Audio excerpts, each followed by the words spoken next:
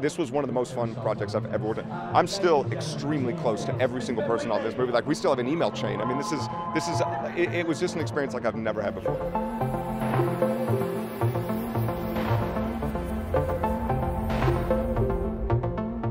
I wanted to go back to making a movie that was more like fun and had a lot of comedy in it and was dynamic and had a lot of action, really. The mobile phone has basically ruined the thriller, and I wanted to do something before mobile phones. He says it's not what he ordered. I ordered M16s.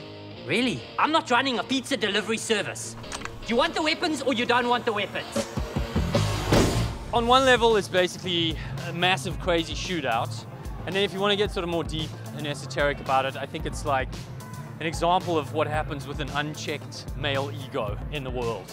Kind of how that plays out once men testosterone starts going.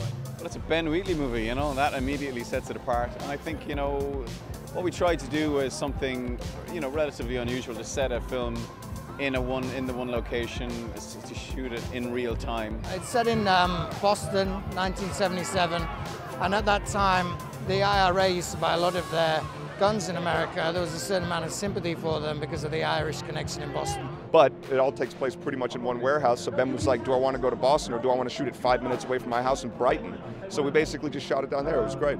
Everything attracted me to this film. The chance to work with him again, to work with Ben Wheatley again, another brilliant story, to get to work with all these actors.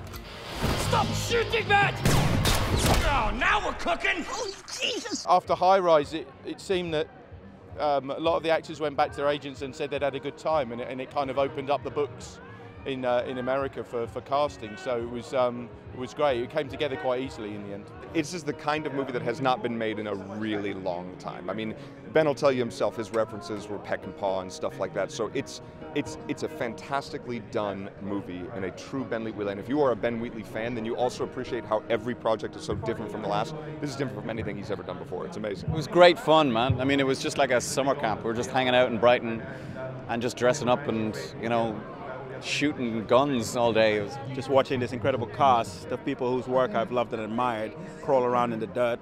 That was amazing for me personally to see. Smell of perfume! It's beard oil! There's something incredibly liberated about Ben's approach in this film to the sort of traditional shoot 'em up, and it's really taking the festival out on a bang. Well, it's a big deal to be chosen as the closing film on the film festival, and I think it's a great endorsement of Ben Wheatley as a director, you know, and shows how quickly he's become such an important British director. For Ben to be selected, I feel better for it for Ben than I do even for all of us, but it's an amazing honor, and to get to have a few films here and then also have one that closes, it's been a hell of a ride. Yeah, it's a great honour and slightly terrifying, to be fair, because I've seen what else has been playing, and the quality is staggering. We are going to slam the door shut when we leave the London Film Festival behind us.